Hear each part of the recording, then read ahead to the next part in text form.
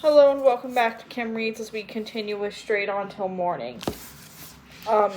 In Lupo, Wendy opened her eyes. Dreams of hidden cabins and friendly wolves and menacing pirates disappearing into the dim morning grayness. She had absolutely no desire to get up and perform the start of day ritual she used to relish, washing her face with fresh cold water, giving her hair 100 solid strokes before pinning it back, going through the dresses and decide which one she wanted to wear, which one to mend, and which one needed embellished a little. Decided her whole unbothered willingness to begin this process routine took over. Habits, especially healthy ones, became easily ingrained with people like Wendy. Without even meaning to, she rose and turned and neatened her bed, smoothing the pillow out so it looked pretty and inviting when she went to lie down again that night. She drifted over to the basin of water and splashed her face, without looking in the mirror, ran the brush through her hair, only 57 times, and examined her nails dispassionately. She decided they didn't need to be buffed. Moving made her feel better. Accomplishing little things gave her dim sparks of satisfaction. Before long, she had the boys up and out of bed, or a whirlwind of toast and tea and brushing down jackets. Some of the brothers' energy managed to rub off on their sister, and Nana, bless her, tried to help like she used to, holding a spare white cuff in her mouth, waiting patiently and dolorously until one of the practicing boys, Michael, grabbed it and patted her in thanks. It all ended when John blew an airy kiss and pulled his reluctant brother after him out the door. "Goodness," Mrs. Darling said, appearing for a moment in the foyer like a tentative daytime ghost. She was resplendent in her white froth of nightgown, and pretty covered her mouth for a delicate yawn.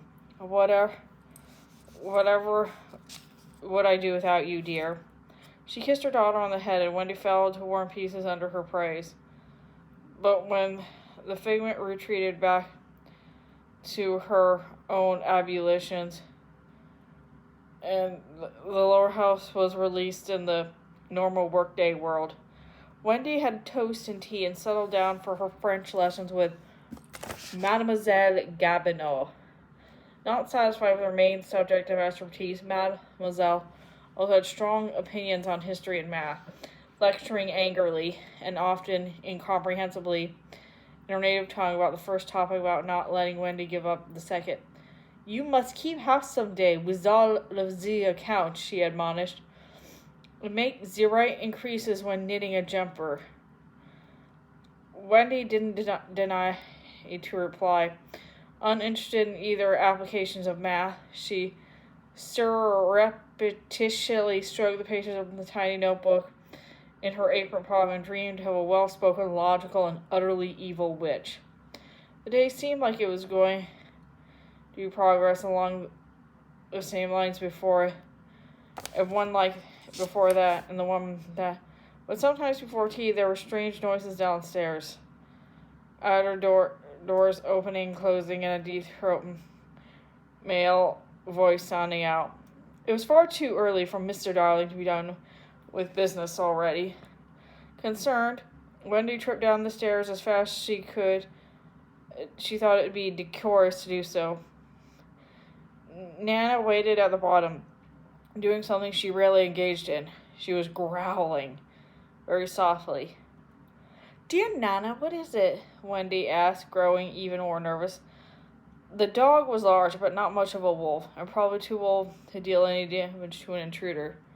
"Oh, what a funny thought. Not much of a wolf. Wherever did that come from, I wonder? Wolves, indeed." It was just a prattle, but talking out loud to herself always made Wendy feel brave.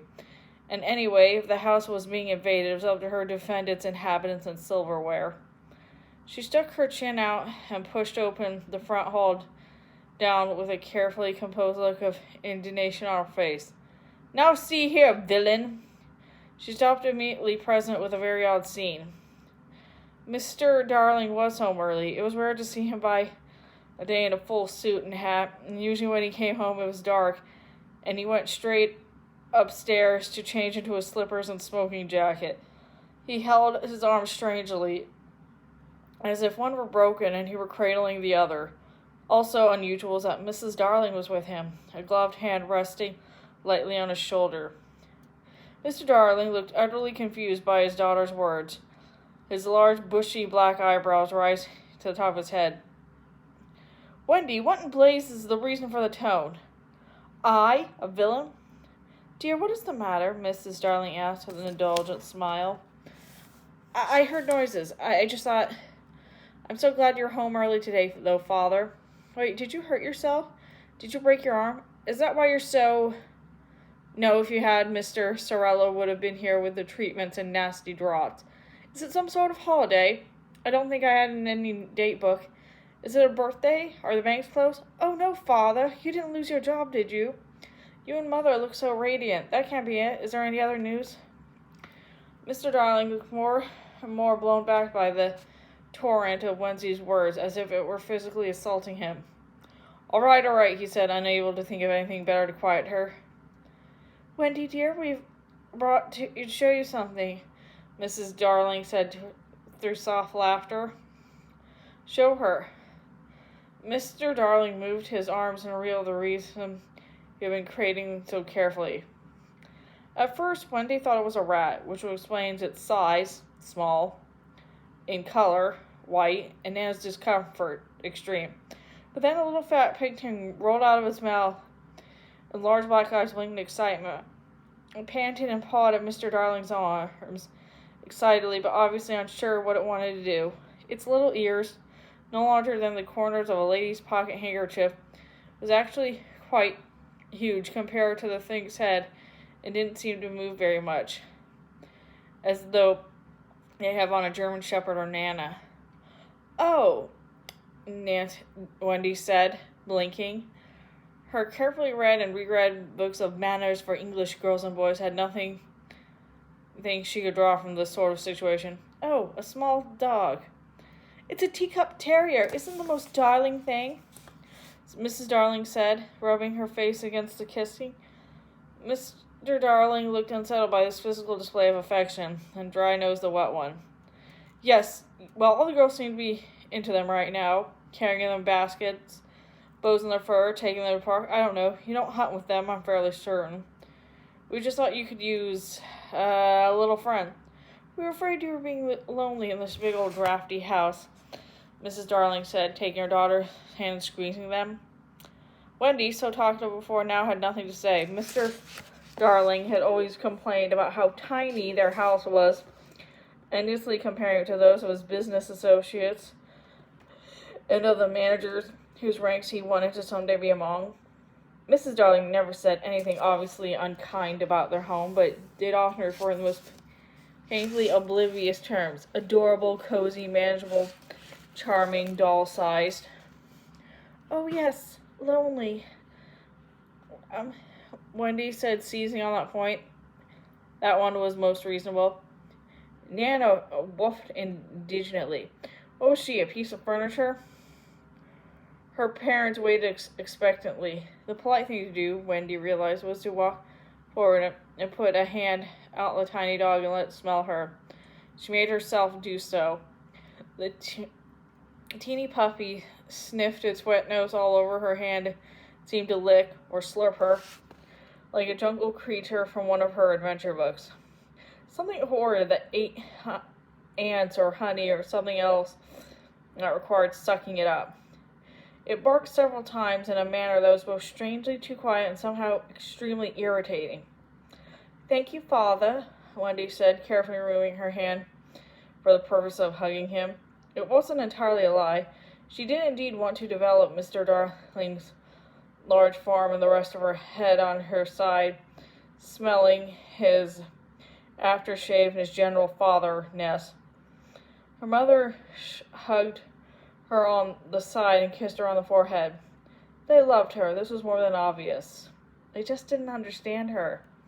Wendy did make an effort to try to see what the puppy could do, with Nana watching in stern disapproval. It would run into the middle of the room and then wag it like and accomplish something truly incredible. It would run up to her arms and lick her chin. It would scamper along next to a ball that Wendy rolled. It would not make any actual attempt to stop the ball, grab the ball, fetch the ball, or do anything with the ball, aside from barking at a tiny yip that made Wendy want to lean over and say, "Pardon me?" Eventually, 2 hours until the boys came home, mother and father now nowhere to be seen, and with nothing else to do. Wendy found an appropriately sized basket, tied a ribbon around it, tucked in Snowball. Really, what else could she name it? Put on her coat, and attempted an outing. She left her notebook behind and come with her new pet, an umbrella.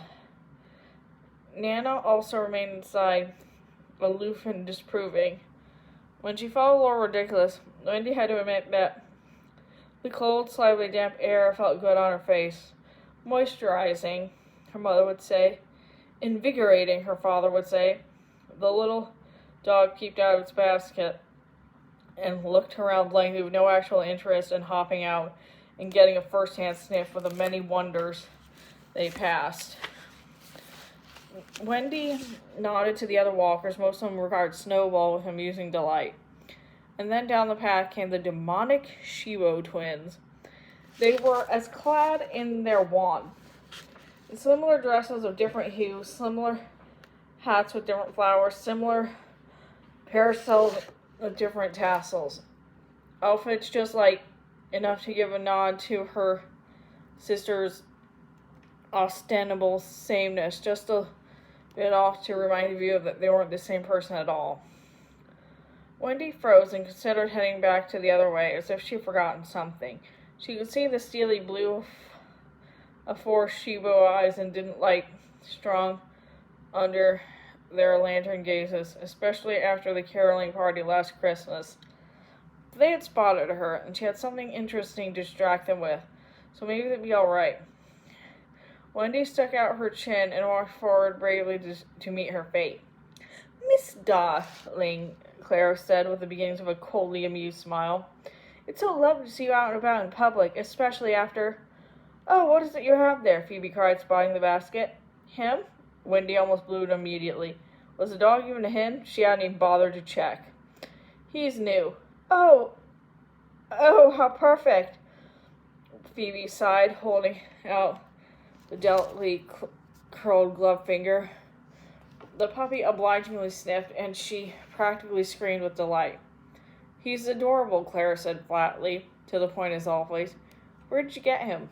"Well," Wendy said, stalling. She hated the way that, despite the girl's continually bad treatment of her, she was flushing and eager for any kind of word of acceptance. Telling the specifics of the puppy's origin might spoil the chances of it happening. "The house was feeling a bit lonely, didn't you know? And I thought, well, I would need a nice little companion to keep me company and to absolute indulge." "Isn't he the sweetest?" Phoebe cooed. "I'm gratified to hear you've taken on a project like this," Clara said, tapping her parasol and trying to sound like her grandmother. "Everyone was worried, you know." "Worried? About me? Everyone?" "Oh, please, Wendy. After Christmas it became fairly obvious what your future is. Your brothers will go to university, and you'll be stuck helping your parents, and then probably care for your nieces and nephews as their spinster aunt. With cats," Phoebe added, not looking away from petting the dog. "You would have cats, of course." "Quite right, lots of cats." "People are talking about me as a spinster with cats?" Wendy's mind was too overcome with this new information to even take offense at it. She was 16, for heaven's sake. She had time. She had just moved out of the nursery not long ago. And to think of a husband now? There were so many other things to think about. Balloons and submarines, airships and pirates, deepest Africa and farthest Australia, Peter Pan and fairies and mermaids and centaurs. But now this. Phoebe sighed, throwing her hands up at the dog as if there were no words. "You know, Alice had a little dog too. Oh, we should all go walking together. Wouldn't that be fun? We could bring a ball or something like that." "He could accompany you to one of our teas sometime," Clara said thoughtfully. "We have literary ones, you know, almost like our own salon." I would like that very much, Wendy responded before she could even decide whether or not it was true, or if she had even bothered properly invited at all. It almost sounded like Snowball was really the intended recipient of the offer. Then again, literary salon. That was a place for stories. You could absolutely meet someone there, perhaps someday, Phoebe added. Someone dreamy who likes dogs like you. It's a project, Clara said, eyes glittering, making you acceptable, finding you a match. But you must promise not to do one thing, not to run off with a mouth the way you do. No one finds that attractive or ladylike. No one at all, Phoebe agreed. You really wound up all alone.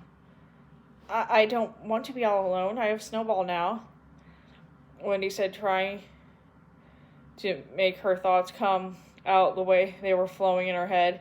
It didn't seem to be working. But I couldn't possibly think of a match now, and I can't help talking. I like stories and telling them. And really, isn't there another choice besides a match and spinsters and cats? Something else? You're doing it again, Phoebe said kindly. She put a finger to Wendy's mouth. Shh. And then the sisters nodded to each other in full agreement, full of themselves and very happy. I'll send round my card, Clara said as they walked off arm in arm. Wendy stood there watching them go and looked at a Snowball who gazed dimly back. There could be the beginning of something really big or quite different. If she could do things properly, her lonely days battered around the house by itself would be over. There would be teas and salons and parties and group dog walks. And boys. And dances and happily ever afters, where she would attend balls and cotillions and have a husband and children like Michael and John in a different, perhaps less lonely old household. Was that what she wanted? Was it better or worse than what she had now? Wendy managed one giant breath. It was enough to get her home, running and heaving in an unmost ladylike fashion. That's the end of that chapter.